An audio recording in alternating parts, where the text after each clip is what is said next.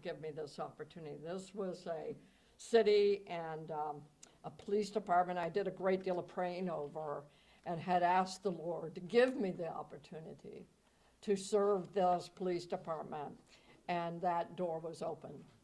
And so to him alone, I first give my thanks. But then I, as I said, equally thank my mayor for giving me this grateful blessing. You know, I've been surrounded by a wonderful public safety team as well from the city hall. And that includes like Gilbert Montagna and my fellow peers here, the city attorney, the fire chief, Dr. Meg, and EMS, Carl and the dispatch. Thank you so much to the Police Foundation. Y'all, just thank you, Melanie, so much for what you have done. An incredible leadership team, our rank and file team, the support of City Council. I see that Councilmember Green has come in. So too many people to thank, but I'm sure I would have overlooked a person or two. I even thank our media. You have been good to really come and tell our story, to always seek out. We share something in common. We're always looking for truth. And so that is an important member of our community. And so thank you as well to the media. It's hard to believe that 1 year has passed. Time really flew by very, very fast. And I have made a commitment to this city in so many different ways. My first and foremost objective was to reduce crime. But you don't do it as a one-man show. You've got to put a team together. And this is a team that has been able to show the talent and skills of how to go about applying strategies. Strategies have mattered, and that is why you have the fruit on the tree of remarkable reductions in violent crime. I want the city to be a prosperous city in every way. Prosperous in your safety, your ability to just enjoy going out, knowing your neighbors, an environment where businessmen and women can thrive, an environment where our children can go to school and have nothing on their heart or mind other than going to school and being in a learning environment, and they never have to worry about their safety. The numbers have spoken for themselves, but we have also in crime, but we've also had some incredible opportunities. We're here in a brand new police headquarters. Who would have thought that in less than a year that the city council, our mayor, it always starts with the mayor. The mayor gives the green light. And so from there, right off the bat, early on, she gave the green light to me to start working with city council and with our own partners to find a new headquarters. It's remarkable that we have been able to be here. And I also know the city council and city hall are working on other facilities that have been in need. So I'm grateful for that accomplishment. We've moved in a year toward incredible progress on the consent decree. And we still yet know whether or not the judge is going to put us into a 2-year sustainment period. We are hopeful that we have made our case to the court, and we will know that real soon. But regardless, we are very, very close. So with that, I just want to thank you, and you may have a question or two for me, but I cannot tell you enough how proud I am to be on this team. And I see Jason Williams is here, and the partnership we have with the district attorney's office and so forth. But questions or anything you would like to ask? So we'll start on my left, and we're going to end with Fox 8. Melissa? Well, congratulations on 1 year. Thank you. What have you mentioned being an outsider, and I know that was a big conversation Sure. During the beginning stages of this. What have you learned about New Orleans in this city that maybe makes policing here different than some other cities that you've overseen? You know, this is probably, I think, is the best police department in the country. And I have had the opportunity to not only be in several different other agencies as an officer, but When I was teaching for the FBI Leadership Association, I traveled this country every single week. I was on a flight somewhere to teach. I have been from Alaska to Florida, from Maine to Texas to Louisiana. I have seen quite a few law enforcement agencies in this country. This is the best. I loved being in all my other agencies and proud to have been with them, but New Orleans is unique. I think just looking at how the Taylor Swift event just occurred, that they can have fun, they understand community engagement, probably better than any other department. They know crowd management like no other police department in this country. And they know how to prevent crime and fight crime. They're amazing. Yes, go ahead. Is there something maybe that the police department was doing that maybe you wanted to change, or you're looking forward to putting your own twist on it? I think that just probably an add-on I brought in is the strategy that we're using on the violent crime approach. NOPD was already made some changes in strategy. I just brought in maybe a little bit more add-on. Chief, well, when you came in, and a couple years before, we know that police retention, officer retention has been a big issue for you guys. Where are you guys at? Yeah, I had three main goals last year: the crime reduction, the consent decree issue, which we just addressed, and of course the retention and recruitment. Retention has turned around, again, thanks to the City Council for providing retention bonuses, and that has been important. Now, that's a statement of value to your officers. And so a lot of places around the country we do, and we follow suit. We pay bonuses for people who want to come on board. But you need to take care of the men and women who chose to stay. And they have been here coming in and day out. And the fact that a retention was offered to them is a statement that they were valued. With respect to being the recruitment and adding on, we are not where what my goal was, but we have been able to break even. So for those who have retired out, we have been able to fill the bucket.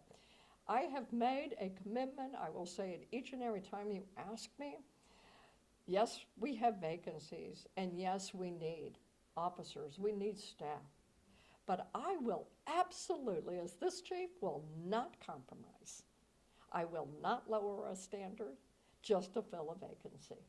You're going to join this police department because you deserve to be on the team. We are not hurting that bad that I just feel like I have to get a gun to somebody. That's not happening. So the best of the best, because they deserve that and their partners. And so we're still needing to recruit, but I won't compromise. Okay? Gino? Congrats, Chief. Thank you. Crime is down. You guys are recruiting. Also, you talked about the consent decree. What else do you want to bring as far as your goals for the next year? We're already in November. Well, there are a couple of systems that we need to correct, and I have already publicly stated it, but I have two additional goals. Crime will always be the number one goal. We're going to continue with changing the strategy of recruiting. We need to do more marketing. We have some creative ideas that we need to implement. So those are going to remain. And then the sustainment period and pressing into reforms, not stepping back from reforms. So those were the three big buckets that I'm going to carry over in 2025. But there are two more, and they're systems-based. And the first one is that our Public Integrity Bureau, we need to create boundaries in which it cannot be weaponized or adulterated. And so the PIB unit needs to have some system adjustments with that, okay? Second system is indeed the promotion issue, which has been front and center in the last few days. And I do have ideas about how we can create the system of how we test and do examinations that will make it as foolproof as possible from attack of legitimacy of the test. The number one way to do that is using outside assessors, and we're going to work toward making those systems correct. Because again, my commitment to this police department, my commitment to you and all of you, is you will be promoted because of your merit and for no other reason. There are a lot of you I like, but let me be clear with you, you won't be promoted on that. There are some of you, like and dislike, it just happens in life. Merit is how you're going to get promoted here. And I'll say it in front of the cameras, but you will be given opportunity if you do the exam and you're at the top. You're going to be given the opportunity, okay? Fox 8, that's on. Chief, we've been running a series on how we actually arrived at this moment of immense crime reduction. I'm wondering if you had on the top of your mind the top 3 kind of strategies. I spoke with an analyst that said that actually traffic stops were a simple yet proactive way. Like if you were to present the top 3 strategies or plans that the NOPD implemented to help the city achieve this level of crime reduction, Sure. how would you list that? Okay, so the number one strategy, the foundation, we call it GRIP, G-R-I-P, and it's basically a gun violence reduction approach strategy. The strategy is founded in the Operation Ceasefire strategy, which has been studied, and you actually had used this strategy, just like a lot of cities had. So Operation Ceasefire is the foundation that we have been implementing. Now, all strategies, Operation Ceasefire started out of Boston. We applied it in Oakland, and during my 3 years there, we experienced 20-year lows each year I was there on homicides. That's why you see the fruit, okay? So it was an add-on to what was already working. You don't take away things that are already working.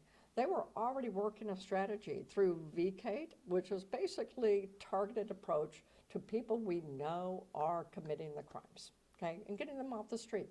That is the number one strategy that we have used. We are going to be focusing more on proactive traffic enforcement. And so years ago, because of the staffing issue, we had to deplete the traffic unit itself. And so we're building that back up, okay, with proactive, just start enforcing the traffic laws out there. So you're seeing more and more of that. And then I would like to see also in the patrol officers that also to enforce traffic. So that's going to be a big one. We're going to be doing more and more focus on open drug markets next year and shoplifting issues. So those are our big issues for next year. Would you say the traffic stops did help in Yes, traffic stops. We can tell you there is also a correlation between traffic stops and reduction of fatalities. More DUI enforcement reduces fatalities. And you know there's a national movement out there called, what is it, zero tolerance or something like, I'm not sure what the name of the initiative is, but the idea is to get to a zero base in terms of fatalities in your community. And we know traffic enforcement impacts that fatality rate. Would you say that the traffic stops also helped in getting arrests on other crimes? Absolutely. So traffic enforcement leads to gun arrest, leads to drug arrest, things like that. But also it gives the understanding that this city is not a city of lawlessness. We are a city of tolerance, but we're not a city of lawlessness. And when you drive down the street and you see someone just blow through a light and there's no enforcement of that, it gives a sense of lawlessness. As well as we need to bring that mindset back into our community. No, you cannot come here and think you can commit your crimes and that you are going to not be touched or pursued. You are. All right, thank you all for coming out. Yeah, Appreciate thank it. you, everyone. Can I ask one more question? Sure, go ahead, Tom. Chief Kirkpatrick, it's no news to you that often when there's a change of administration, the current mayor has roughly a year left, there may be a switch here. What's your confidence that you'll be here beyond a year? Like, do you want to stay here? Oh, you know something? No, it's no change, no surprise. When chiefs are hired, they know that, I mean, I knew when I came in, mayors want to choose their own chiefs, right? And so I knew when I came in that my life cycle would be tied to the Cantrell administration. Now, I will tell you that when I was the chief of police of Spokane, the mayor that hired me lost his reelection. The next mayor, who was, had been on the city council, became mayor, asked if I would like to stay. Because I offered my resignation, because I said, Mayor, I know you're gonna wanna choose your own mayor, your own chief. And she said, no, I was on the council when you went through your own confirmation. I feel like I chose you, and would you like to stay? I stayed for her 4-year administration. She was fabulous. But any chief who doesn't understand that when you come in, you're being tied to an administration, and you gotta know that the next mayor may or may not want you. Also, chiefs are gonna be a part of that campaign, because the community's gonna wanna know, do you wanna keep the chief or get rid of the chief? And I expect that for the next year to be a part of that community discussion. It's just normal, and I knew that when I got here. I will tell you, I'd like to stay. So whoever the next mayor is, I'd like to stay, by the way. I'd like to stay. And I would like to see the next superintendent of New Orleans to be an insider. I'll put that on the record for you right now, too. So, thank you for having me. All right, thank you. Okay.